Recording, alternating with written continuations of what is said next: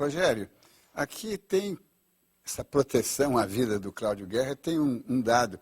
Ele já sofreu uma espécie de advertência de que estão de olho nele, não foi? Tem uma semana, né? Bom, o Cláudio Guerra, ele conseguiu com o juiz sair de onde ele estava, que estava numa casa de idosos, né? Em Vila Velha, vamos dizer, a Niterói, do Rio de Janeiro. E ele, então, saiu e foi para outro lugar onde ele queria ficar na espera de ser convocado para ele, então, depor na comissão da verdade.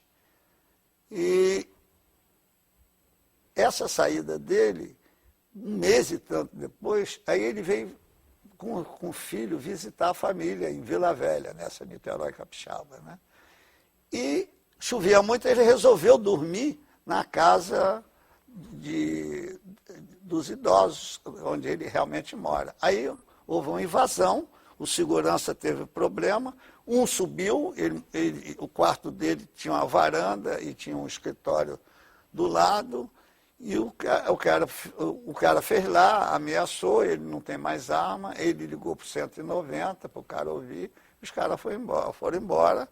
Eu telefonei para ele não atribuiu isso a um atentado, que ele falou, os caras queriam me matar. É uma advertência. Como ele conhece o meio, ele tem coisa para dizer. Porque é uma coincidência. Ele foi dormir aquela noite. E como é que o pessoal... Como é que souberam? Tinha campana lá, como eles dizem, na gíria deles. Marcelo, tem aqui uma pergunta do Daniel Marques pelo Facebook. Ele pergunta, vocês tiveram algum receio de desenterrar essa história? Houve alguma ameaça a vocês dois? Não, a nós dois não.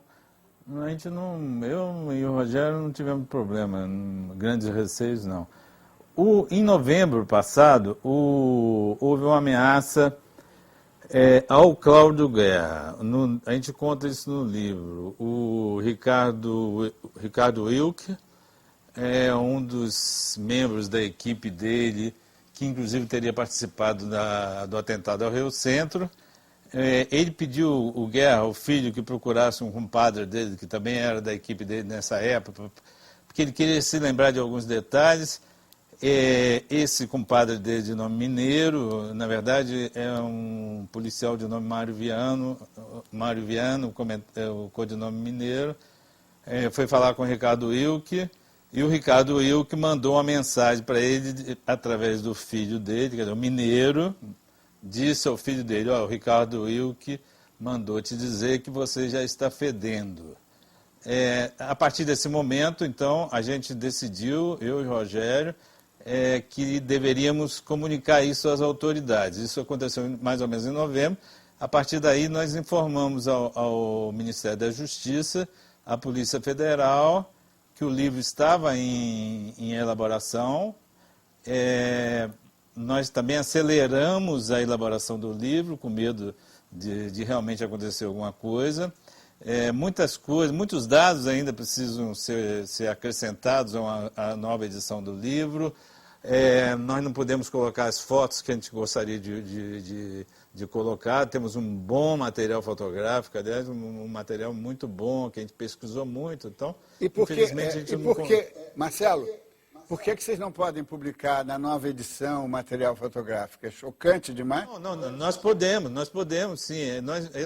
Nós não tivemos tempo, porque nós optamos por fechar logo o livro e colocar o livro na rua, porque a responsabilidade nossa era muito grande. Por quê? Nós vimos trabalhando há quase 3 anos. Na medida em que a gente tinha informações que, se por acaso acontecesse alguma coisa ao Guerra, a gente perdesse, essas famílias, eu acho que nunca nos perdoaria. Eu acho também que nós temos aí, eu acho que o governo tem de correr com isso, aliás, eu gostaria de alertar para isso. Eu acho que o governo, a Comissão da Verdade, a Polícia Federal, os procuradores, e todos estão trabalhando a partir do livro, eu tenho informações sobre isso, devem correr mais, porque o Cláudio é um senhor de 71 anos de idade, está bem, está compensado, fisicamente ele está compensado, mas ele é um senhor de idade e tem problemas de saúde, então, e ele pode acrescentar muito mais coisa, eu tenho certeza disso. Cada vez que eu converso com ele, eu trago um detalhe novo, e aí eu e o Rogério já não conseguimos mais dar conta disso, entendeu? Eu acho que aí é a Polícia Federal, os procuradores é que tem de correr com isso, porque agora o Estado é que é o responsável por essas informações que o Cláudio pode trazer para esclarecer muitos outros crimes da ditadura. O Rogério, tem aqui tem tanta pergunta a fazer, né? Mas uma coisa me preocupa, chamou a minha atenção quando eu via primeiro as matérias nos jornais e depois quando eu li o livro que saiu logo depois. É de que, primeiro, a maioria desses os 10 mortos que ele incinerou foram mortos entre a eleição do Geisel e a posse do Geisel. Portanto, verão de 74. Não é? A preocupação do grupo lá que operava também em eliminar ou fazer um atentado contra o Golbery, contra o Geisel. Quer dizer, eles eram, o Cláudio Guerra e o grupo que estava com ele, os outros matadores que estavam com ele, eram a serviço da linha dura, né? Eu queria que você... E pegaram como bode expiatório o pessoal do Partidão, que já não tinha mais nada a ver com... Aliás, nunca teve nada com a luta armada, era contra até, não é? Daí as cisões. Rapidamente, se você puder dar um briefing político sobre isso, né? Não, veja... Tem o lado da linha dura e o lado do... Você tem 2 movimentos, do qual o Cláudio está metido. O movimento das execuções, quando tinha uns grupos de extrema esquerda. Ele está no processo de execução. Depois, prolongar a vida do regime militar, aí vem para os atentados. Mas para fazer essa passagem, eles precisavam criminalizar alguém. Então eles pegaram o Partido Comunista Brasileiro, que não é dessa área que eles mataram, e transformaram eles no grande perigo para esse país. Então eles começaram a ir em cima deles e matá-los para fazer essa transição que era importante. Nós estamos em cima do Partido Comunista, quer dizer, o Partido Comunista é que deu cobertura a aumentar a vida do regime. Quer dizer, eles que usaram o Partido Comunista como bode expiatório para acabar com a distensão, acabar com os dois executores da distensão, que era Geisel e Golbery. É isso. Então, eles usam o Partido Comunista, que é uma coisa difícil de se acreditar que eles estavam num processo de terrorismo, vamos assim, como os militares falavam dos grupos de extrema esquerda. Agora, Diga. Agora, tem algo aí que precisa fazer um comentário. O que ele levou para a usina, ele levou que saiu do DOI-CODE. Não foi ele que matou, ele levou.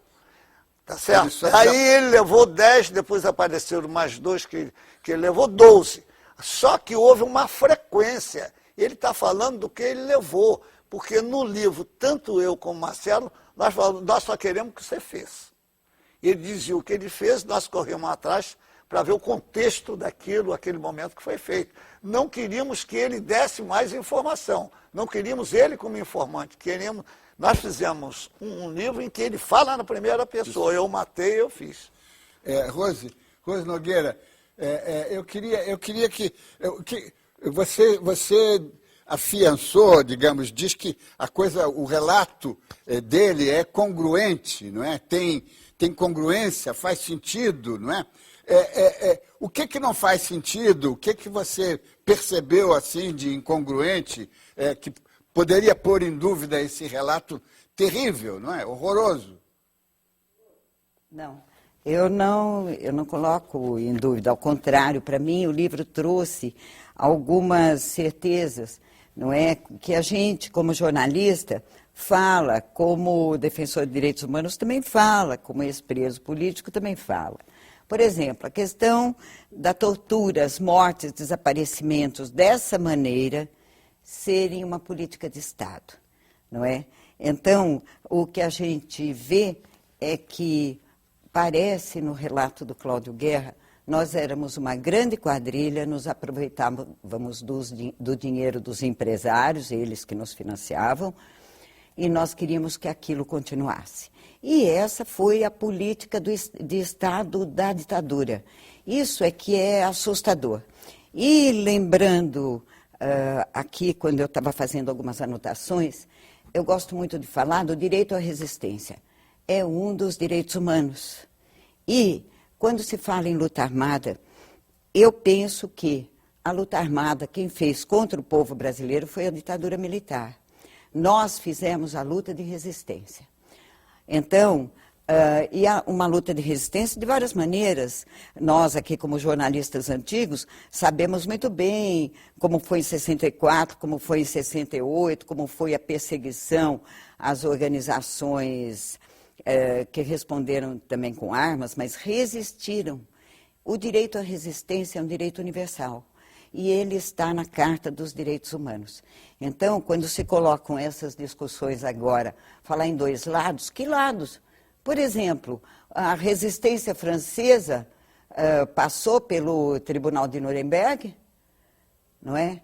A resistência alemã, a italiana, quer dizer, isso é um absurdo ficar falando dessa forma.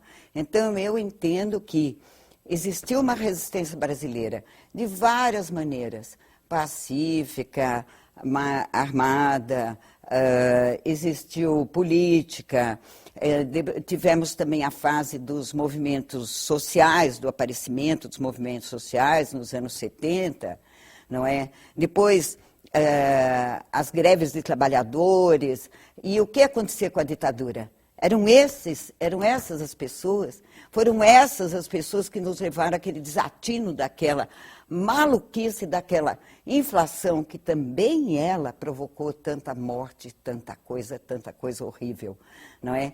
Então, eu acho que a ditadura é uma coisa bem ampla, que falta examinar. Agora, não tenho nenhuma dúvida, o que eu acho importantíssimo nesse livro é a questão da política de Estado, entende? E, principalmente, quando alguém não interessava entre eles, o caso da morte do Alexandre Baumgarten é um exemplo, e do Fleury é outro. Eles se executavam entre si. Vamos tratar disso no próximo bloco. Vamos fazer um intervalo e voltamos já.